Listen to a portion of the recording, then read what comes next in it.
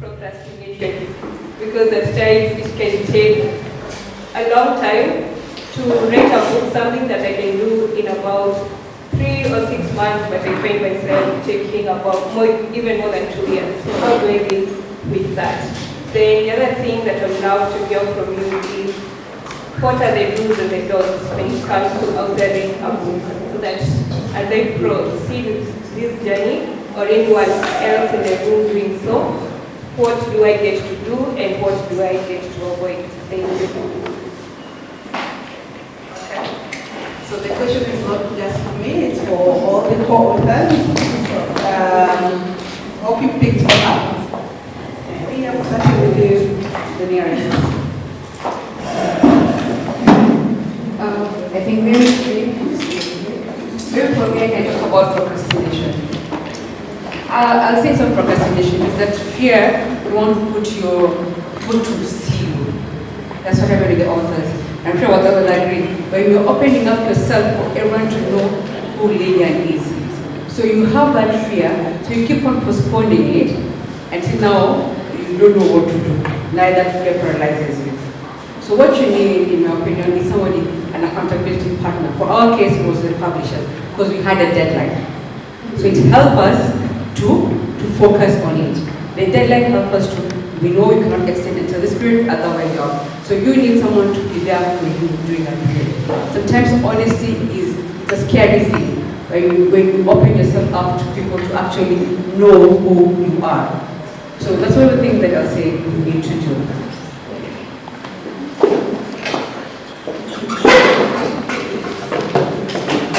Any questions?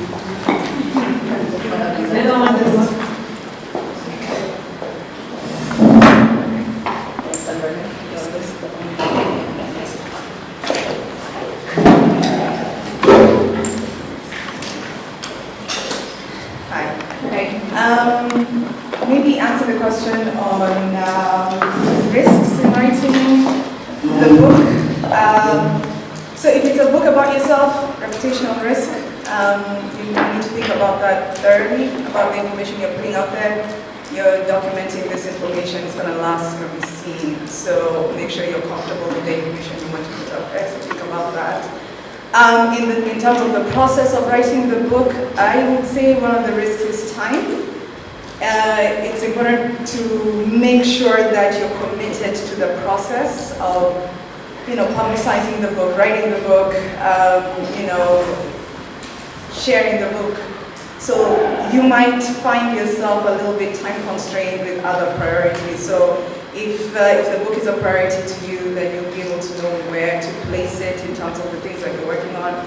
But if it is not, then maybe you push it out and do it when you have the time and the space to do it, because time is also a risk. You can launch it too soon or you can launch it too late. So time is everything. We talked about in the panel about timing as a factor of risk taking. So I would say for me that's one of the key aspects when it came to writing this particular book was timing and having a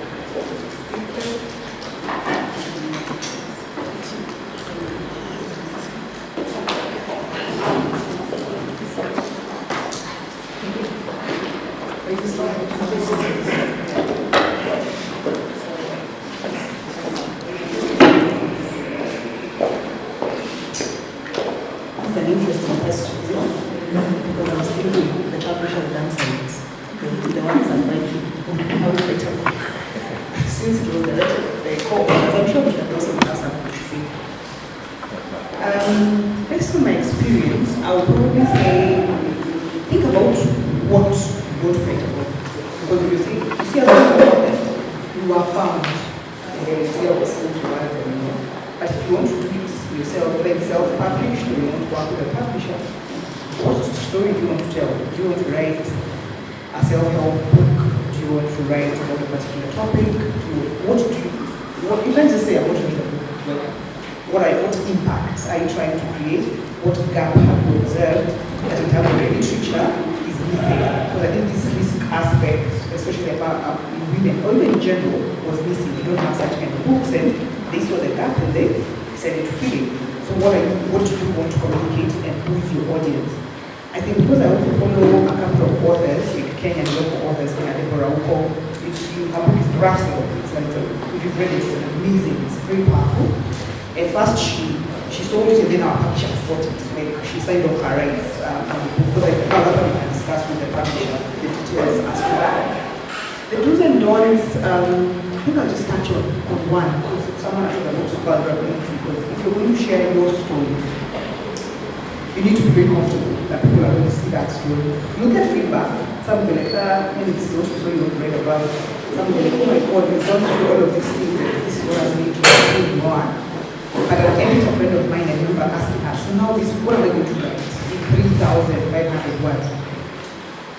Be very authentic. I would say, don't write because you want to please the audience, that you want what's going to sell. Be very authentic. There's a musician, I'm from here, by the way. I don't have an RL problem. That's all right. I just remembered I was seated there. It's an enlightenment, by the way. So, be very authentic. He used to sing in church and he kept being told, people used to like laugh at his very, what's the opposite of a bass? The feminine, much for the women, for the men. Tenor. So every producer I go to will be like, so you just try to change your voice a little bit so that this can sell. It's too effeminate, perhaps. But eventually I was like, let me just produce an album with me. This is me, and I'm singing to God, and I want to. His name is Paul Mai, and he is hit. Because he stuck to his authentic self. It wasn't about what other people are telling him to change his what the market wants. I'm sure you can strike a balance, but I'm all about authenticity. Yeah. Okay.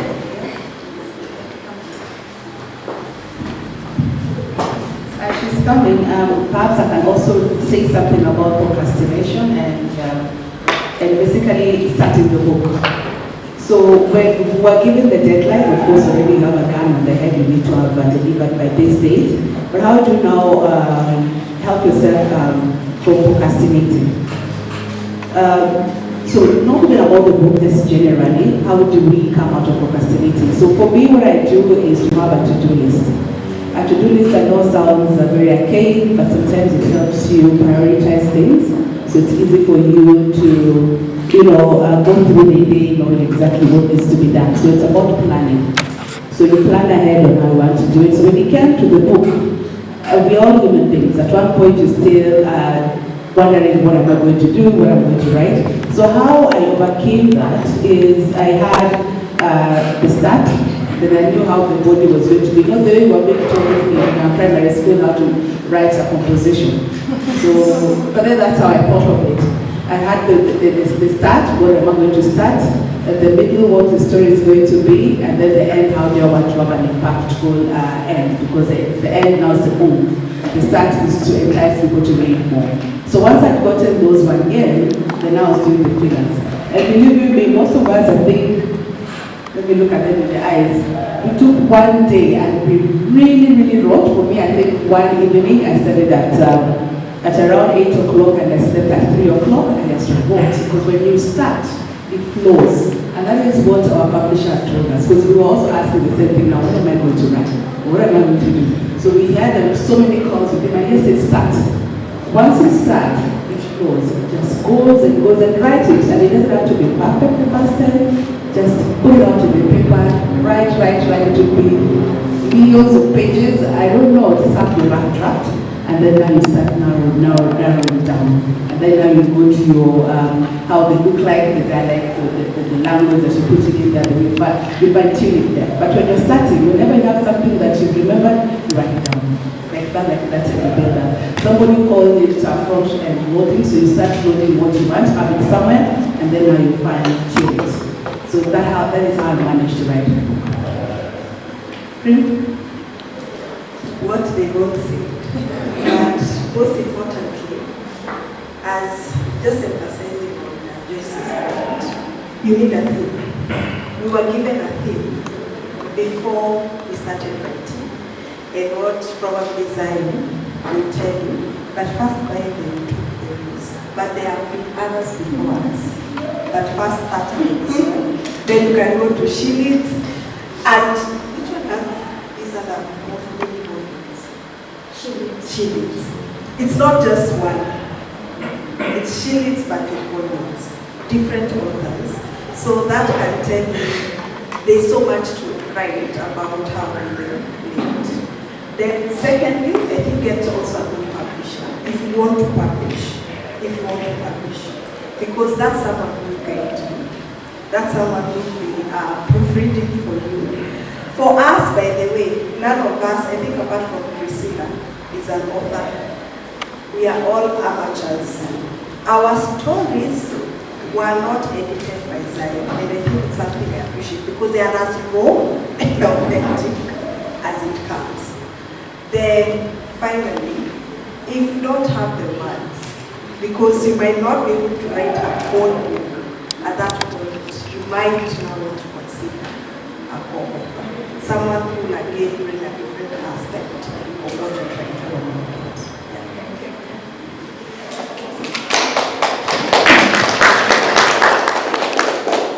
I hope we've answered everything. Thank you. Yeah, thank you for that. Anybody else who has a question?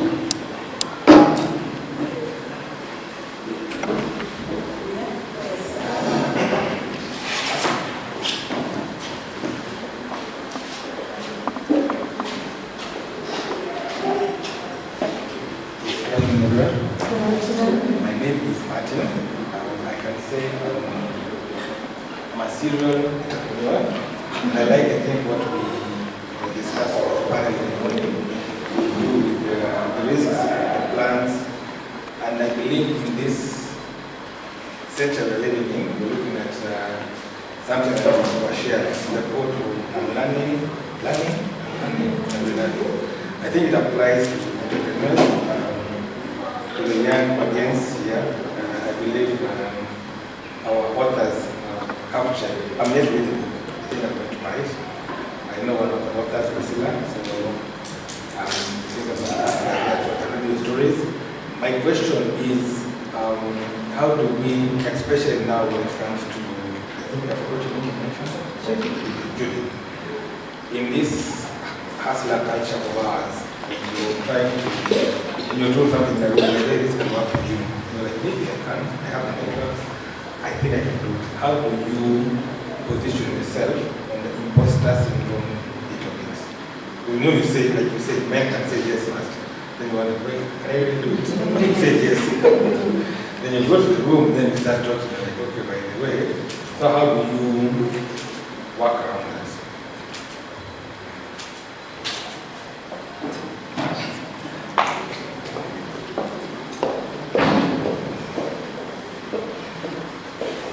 Thanks, Martin. How do you overcome imposter syndrome? Yeah, I mean, it comes up a lot. I think we mentioned that in the panel as well, but it comes up a lot. And it's not something that is easily navigated.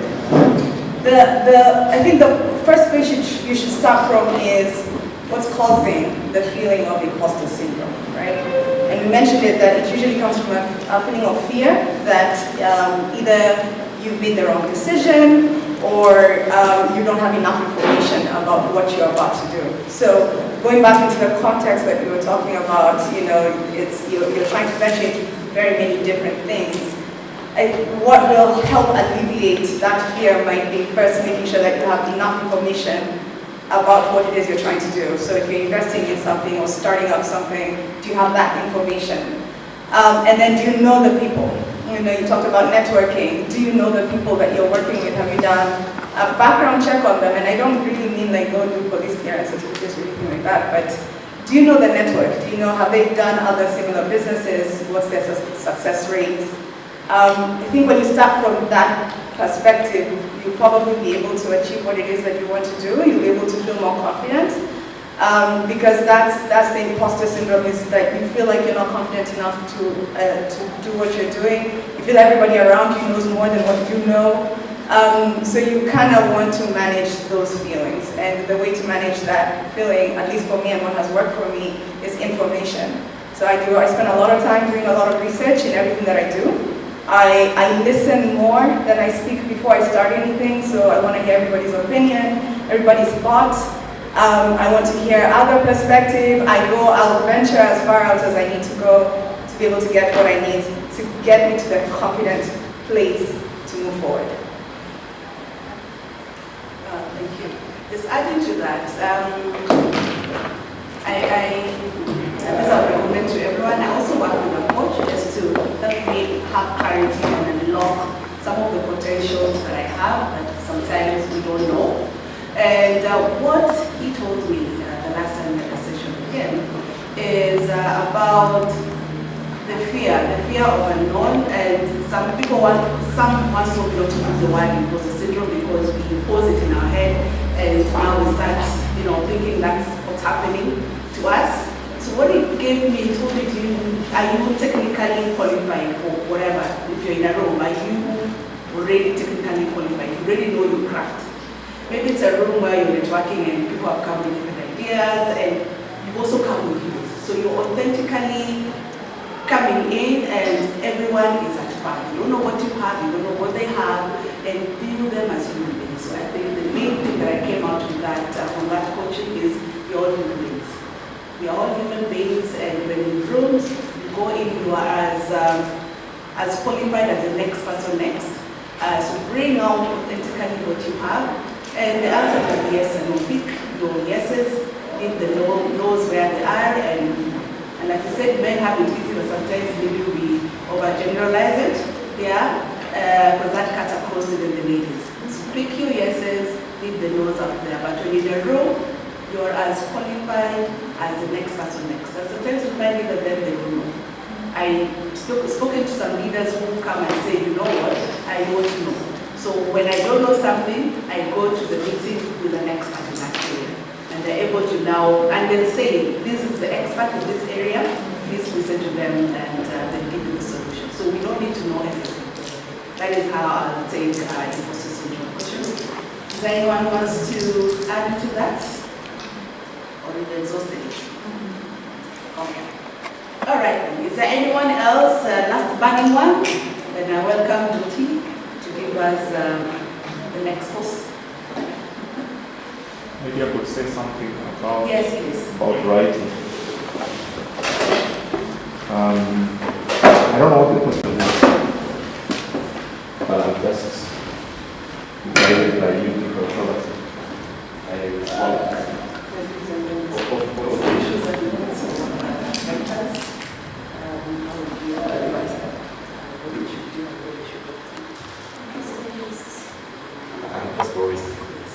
Okay, so the do's. First of all, you have to be clear about why you want to write. One of the reasons why I write, because I write books myself, I have 10 books to read my own. I write because somebody told me my grandfather was a very wise man. They talk big about it, so I asked them, anyone knows, anyone remembers anything specific he said or something? They could not. And so I discovered that the legacy of his wisdom, other than being found in what he did, which quickly fades away because you build something, a new generation comes up, they wipe it off, they build their own. So the buildings he built are all torn down, etc. So there's nothing else except the people he impacted who probably after a while also get wiped away and stuff. But if he wrote a book, even if it is 100 years old, I would see the force that he had. So one of the reasons I am writing is to make sure that at least generations coming after me will see my thoughts and see what I was thinking about and what I was thinking about. So clarity about what you are writing is very important. Number two, have a perspective or an opinion that truly represents who you are, that is not a copy of anybody else's, that you are willing to stand behind. Many of us, when given an opportunity to say anything about anything, will most likely quote somebody. And then we bury our own and very honest opinions because we discount them and think this is not good, it's not good enough because it's not been published. And that is why when we get your stories, leaders, we publish them as they are to qualify them, so you can start feeling like, but my thoughts are already published in a book. There is something that does to you. You begin to have confidence in your own thoughts. And when people see that and they see how authentic they are, they begin to quote you. So as you sit here today, it's possible that somebody is quoting you in a forum somewhere. Or somebody will write a book and quote you and say, hey, so-and-so said this, or so-and-so wrote this, and that's a beautiful thing. So if you can build confidence in your own opinion and don't discount it or feel like this is not educated, or this is African, or this is small, then you will find it very easy to step out here and affect other people with your thoughts, your opinions, your truths, etc. The other thing you need to do is to just document it when it is still fresh. This idea of I'll write when I am 60 years old or when I'm done with work in my life, the story is still building up, that's a lie. By the time you're reaching there, you will have the present, but you will have lost the past. So if your book will depend on the past plus the present, then your past is going to be very scanty and your present is going to be very detailed. So people will wonder, so what went on around that time? So write it as you grow. It is possible that you're not as wise as you will be 10 years from now, but the wisdom you have now is what you're using. That's what you're using to run your life, right? So you can't say this is bad, you're waiting for the next. If it is bad, then don't use it to run your life. And many people think, no, I'm not wise yet. I'm waiting for 20 years later, I'll be wiser than this. It's true, you will be wiser. But then some of the truths you know now, which probably are likely to be built on, will be lost or completely messed up. And the reason why this is very important is because sometimes you run into a situation that actually rewrites the truths you know. Maybe today you know that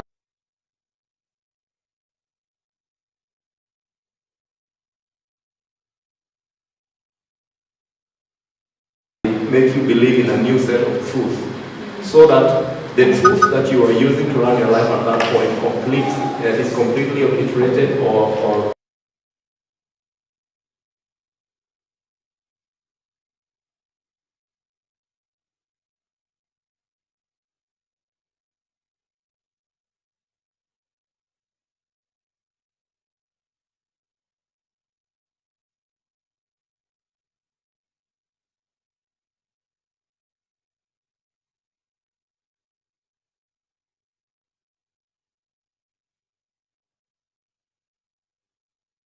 but because we don't document, then that completely gets lost. The last thing that I will say about this is just confidently show up with what you have, even if it is not perfect. Confidently show up with that. One of the things that we do, which causes us to really cut ourselves short, is this thing called comparing ourselves to other people. It is possible that there is a family that is richer than yours, or there is somebody who is prettier than yourself, or someone who has gone to a school better than yours, or earning better than you. So if you use them to tell yourself that what you have does not have any meaning, any value, then yours will not have a place in the history of the world. Just show up with that, even if it is not as good as the one from Ngugi or Thiong'o, just write it because that's your story. Ngugi does not have your story. He may have his and it may be good and illustrious as it may be, but yours is yours. So present what you have and use it to achieve what you desire to achieve at the stage you're in right now. Some of the things you should not do. Don't regurgitate other people's thoughts. These days people read a lot. If you write John Maxwell's book, they'll tell you this is John Maxwell. This is not your thought, you know.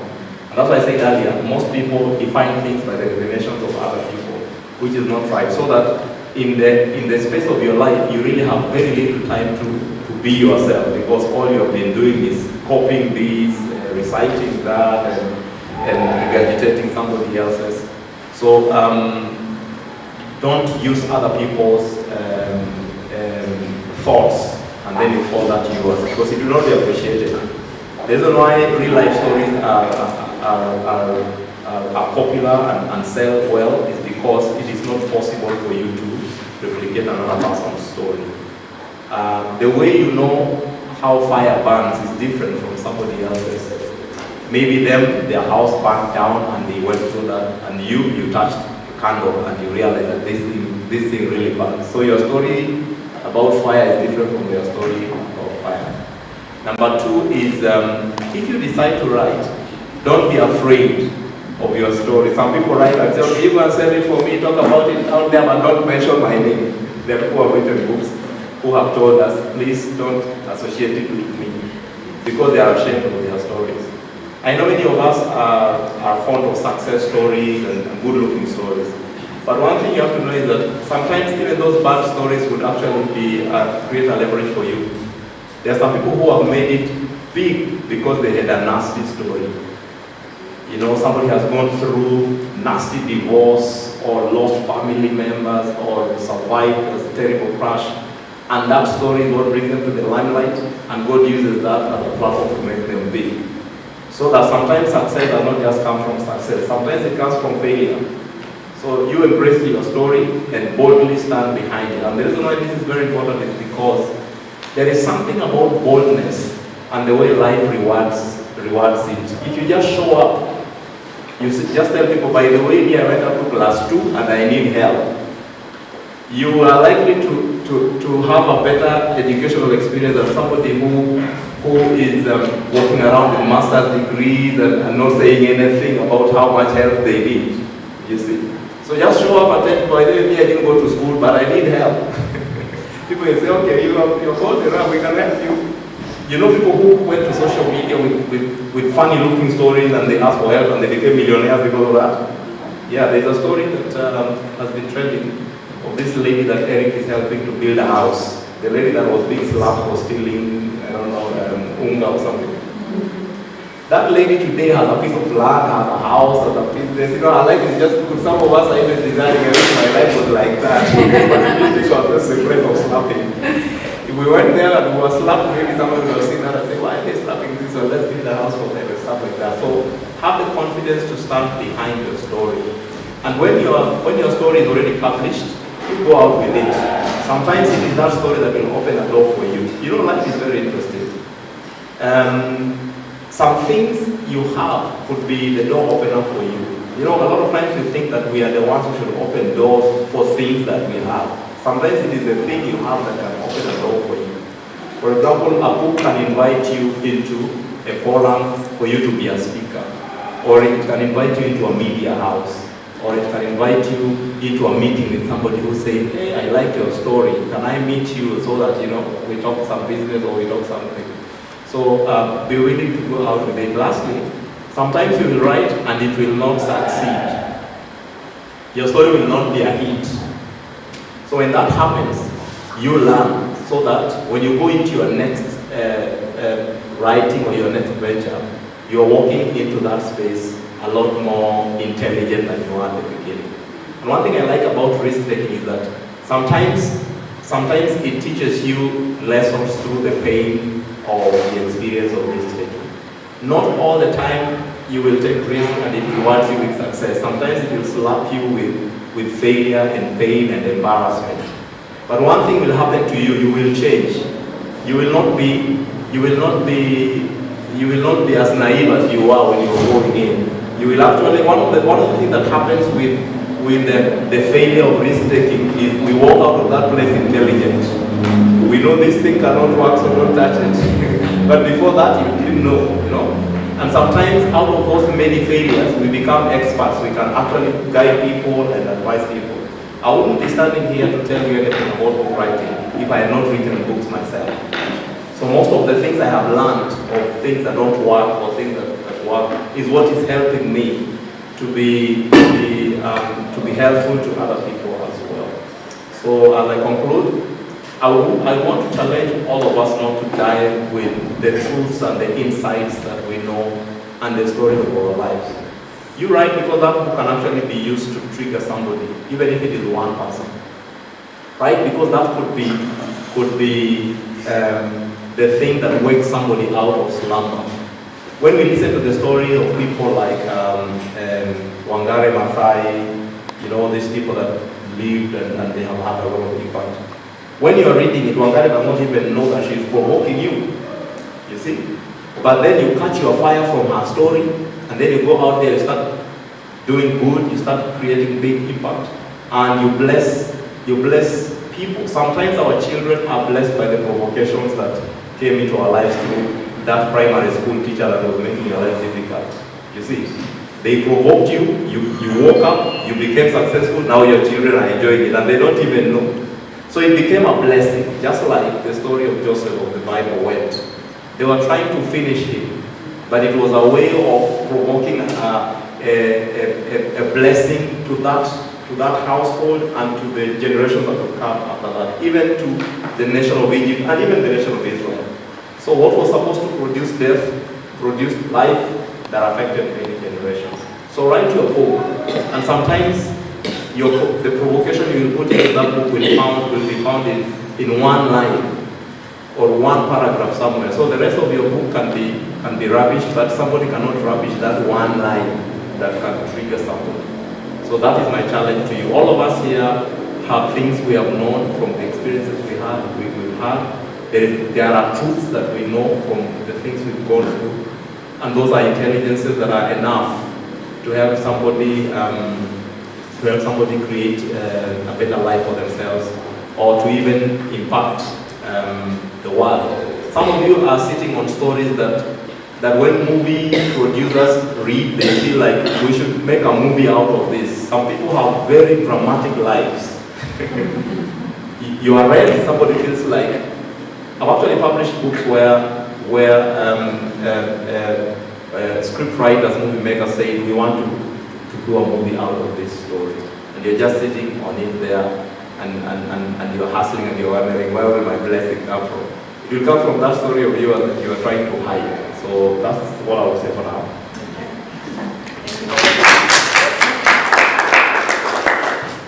And on that note, I don't think I can add anything. I will call now Jyoti to give us closing remarks on vote of thanks, and then after this there will be an interactive session. The authors come from us. Thank you, Louise.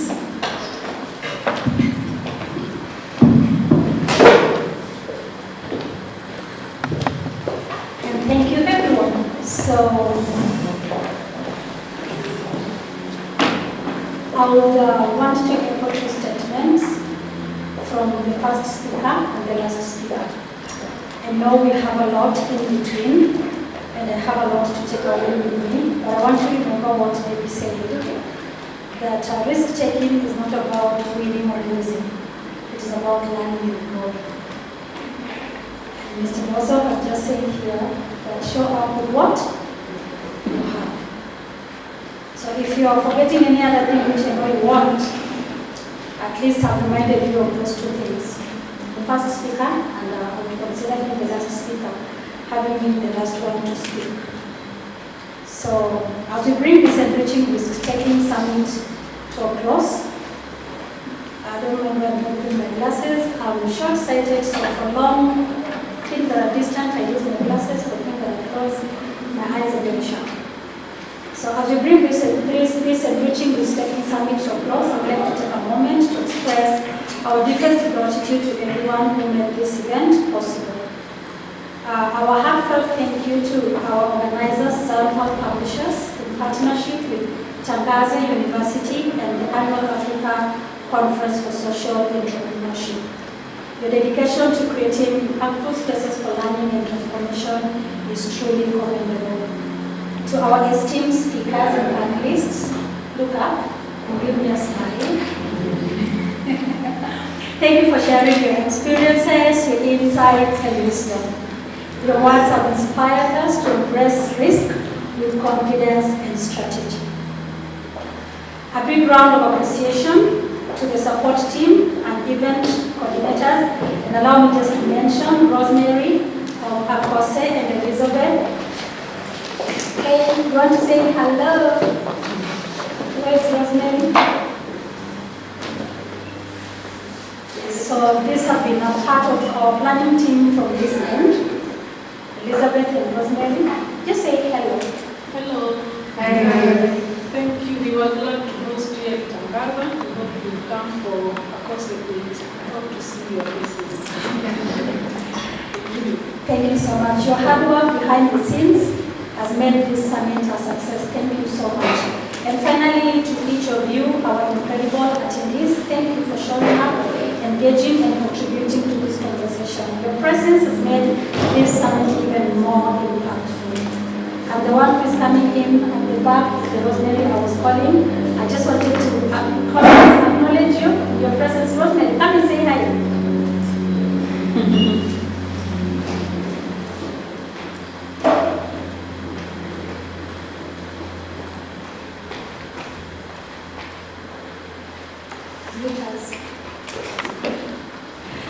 Hi, good afternoon. My name is Rosemary Longo. I'm the Executive Secretary for the Embassy Conference. I want to thank you for coming today and hope we can collaborate more on initiatives that are addressing social impact. Thank you. Thank you. So with that, we come to the close of this session, and I want us to close with a word of prayer, after which we are free to network, make sure we get to connect with someone that we didn't know before. So if our authors, you may just want to avoid talking to each other, you're already connected. Talk to us, talk to the rest of us. I know probably there's someone who's just eyeing to talk to one of you. Before you get out of that door, just make sure that somebody has got your contact. You never know, we might be writing a book together again. So let us believe together even as we make a closing prayer. Heavenly Father, we thank you for the wisdom and inspiration shared today. As we continue this summit, may the lessons learned here guide us in making bold yet wise decisions in our lives and careers. Thank you for our hosts, partners, speakers, and all those who contributed to this event. We want to say thank you, Father, because we are empowered and ready to take meaningful action. Keep us safe as we go our separate ways. It is in Jesus' name that I have prayed. And we can all say, Amen. Amen. So thank you so much. It is a net working session.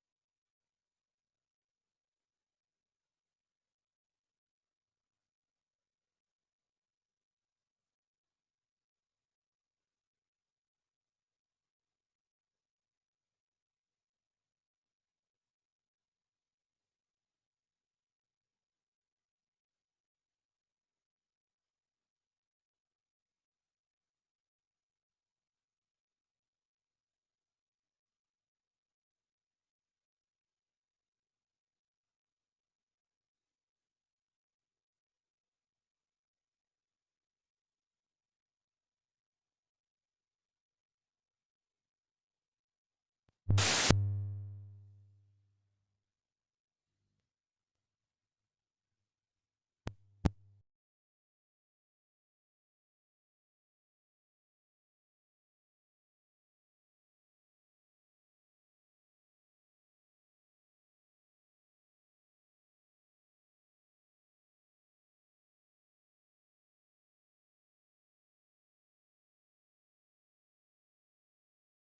there are so many things we can consider when we are looking at book writing, depending on where you're coming from and what you want to achieve. Yes, sir. Yes. Amani. Yes. Oh, that's so good. Okay, like the story of the book and the story. Yes.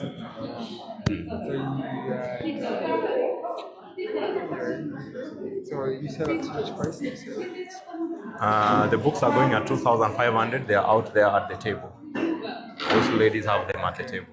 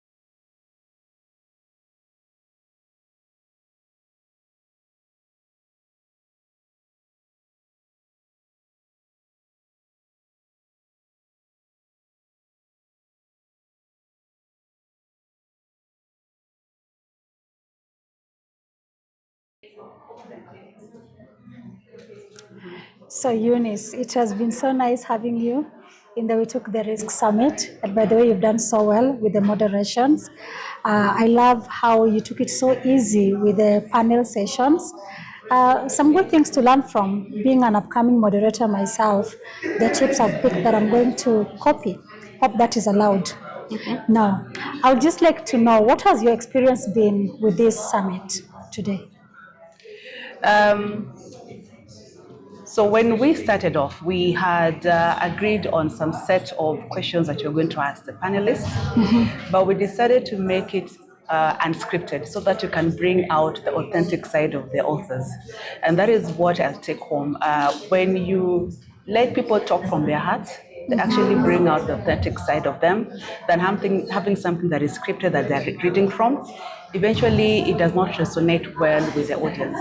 So we needed to capture that essence of authenticity from the authors on the onset, and to make them very, when you're authentic, you also relax and actually bring out authentic view of the topics.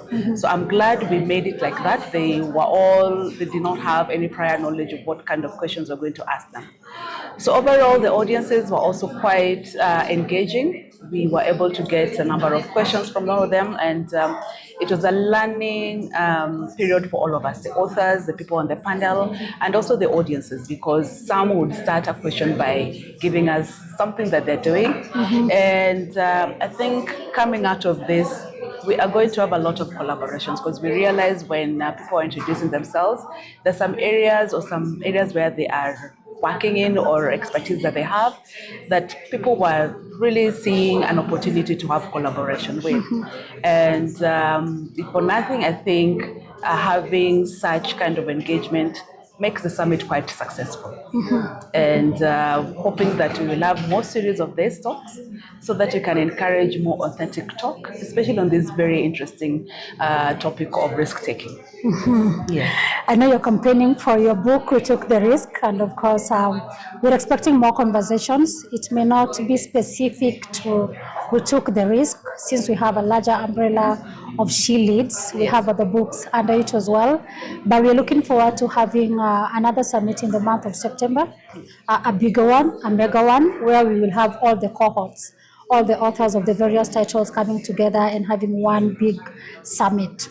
Now, being one of the authors of We Took the Risk and also having the opportunity to just moderate, what has been the impact of you being part of this team? Number one, from your writing, the feedback you get from people, and your interactions with other fellow co-authors. So the impact from the time I wrote the book, truth be told, is it gave me an opportunity to retrospect and think within me. When we were writing, we were to come from an authentic storytelling about ourselves. So what that meant is I had a meeting with myself, for lack of a better word, and evaluated some of the things that I've been doing that for me perhaps was just a way of doing business. But when in retrospect, when I started looking at them, I realized that there's some elements in me that have been coined from risk-taking and getting out of my comfort zone. Now, post the book, I'm more confident about myself. I'm more aware of my strength, because again, sometimes you forget your strengths when you wallow in the weaknesses only. I know where my next move are, and it has opened opportunities for me to think beyond our 8 to 5 work. And there were some businesses that I had put in my mind that I wanted to do, especially when it comes to helping people grow. I've managed to now craft a framework on how I can be able to help upcoming people, youth, and people in the workspace, especially between 5 years and maybe 10 that are trying to grow within the organization. So by having written the book, I learned about myself and some of the areas where I needed to be guided, and I'm using those examples that I had there to be able to grow other people to come out of their comfort zone. So for me, I really learned about my strength, and I'm using that now to, venture in other areas. And lastly, there's a way that authors have an impact with the audiences. Generally, when you tell somebody I'm an author, somehow you are put in another pedestal that you didn't know you are in. So with that, it's given me a lot of humility that surely this thing that I never thought I could do, here I am, I'm doing it. And it gives you a foot in the room in some rooms where you did not think you belong. Sure. I know we talked about imposter syndrome during our conversation, and I'm trying to wean myself out of that word imposter syndrome, because everyone has a strength. Everyone has a technical skill that they have, and when you enter a room, you authentically, or you also belong to that room. And lastly, people are just human beings. So we need to walk in rooms knowing that I'm meeting human beings. Nobody is above the other. It's only God, I think, that is above us. So that has helped me now uncover that about myself. So I'm way aware of myself now than I was before. Wow. Yeah. That is very interesting. I love the growth that is happening. Obviously, that is some proof of growth. Yeah. Now, you have contributed a chapter in the book. Yeah. Are we expecting something bigger than that? Are you planning on self-publishing? What should we expect? Could be on the same subject or something else, but now you are an author. Yes, interesting. Actually, when I started writing the book, I'd spoken to a friend of mine about just writing. She had written one of the first chapters that you, as Zion Publishers, had. And I went to her asking, so now what about this? And she told me, Eunice, this is a platform for you to start up something. Write that one chapter as your co-author, and the rest, it will give you a safe landing zone to just test the waters. Then from there, spin off from that. Get some other topics that you can be able to write about and see where this can take you. So that is what I'm doing now. I'm actually now very actively, very intuitively looking at other opportunities for writing other subjects. Maybe not about who took the risk, but generally even other thematic area that I believe I can be able to expand on, especially when it comes to supporting leaders at their junior stage to grow into senior leadership space. How I can be able to, help them grow in that space. So for me, I'm looking at that in the future to have something written. Now this will be self-help. Apart from now, ours was more of a storytelling, but a self-help book that can be able to have more impact on people. So yes, it started like a joke, and now I'm looking at it as something that can be birthed into something else. Wow. Yes. Thank you. Yes. From the time you began your writing, to the time it became a book, your interactions with your fellow authors, I know you have read their chapters as well. Why would you recommend We Took the Risk as a good read for someone? Oh, from the topic already, you can imagine what kind of stories are in there. And we are 14 ladies who have different journeys, personal, career, entrepreneurial journeys, and we've authentically poured our heart and told our stories where we did take the risk, where it paid off, where it did not pay off, and we've taken our lessons out of it. So to encourage anyone who wants to take the book is a good read. It's a very easy read. And why I say it's a very easy read is every chapter is new. Every chapter is different. Every chapter is a different story. So you can even take a chapter a day and really enjoy the book. It's an introduction to different genres. I know our thematic area was taking the risk, but now we're looking at it in different eyes, or we have entrepreneurs, like I said, we have people who are employed. We didn't have a student in there, but all sorts of people. So you can imagine the wisdom that has been poured in that book that can be able to help somebody journey through risk taking. And we are championing calculated risk. We are also not telling people to just take risk for the sake of taking risks, but really look at it critically before jumping in. For me, I think the areas where I took the most risks is the places where I was stretched even more. And I keep on saying that. Those are the places where I feel my strength came out, because I'm now able to have receipts, or I can be able to demonstrate that this is what I did. When it was this bad, this is what I did. Wow. So welcoming everyone to read the book, and I am sure they're really going to enjoy our stories. I can't agree more, because I've also read the book and I've had the opportunity to interact with the authors of the book. Personally, before I got to interact with this cohort of authors, all I knew was the negative side of risk-taking. Risk-taking is risky. That is all I knew. But as I read the book and got an opportunity to interact with you people, I now know the benefits of risk-taking and how I can use it to progress myself, career-wise and even personal development. And I think that will be a good read, especially for someone who is feeling stuck. For a long time, I've wanted to become something. There's a level of success that I've admired and I've longed for, but I've always kept myself in my safe space. I've never thought of the possibility of jumping out and trying something. But since I got to interact with We Took the Risk, some of the things I'm doing is as a result of having read that book. Just the authenticity in the stories, looking at, you come to realize that, so I'm not alone in this thing. Other people felt like I am feeling, but they overcame it. And look at them now. They are making impact, they have written a book, and they're giving us stories that we can learn from. So I agree with you that We Took the Risk is a good read. So our listener, if you don't have a copy of We Took the Risk, or you want to get it as soon as possible, you can visit Zion Pearl Publishers bookstore online.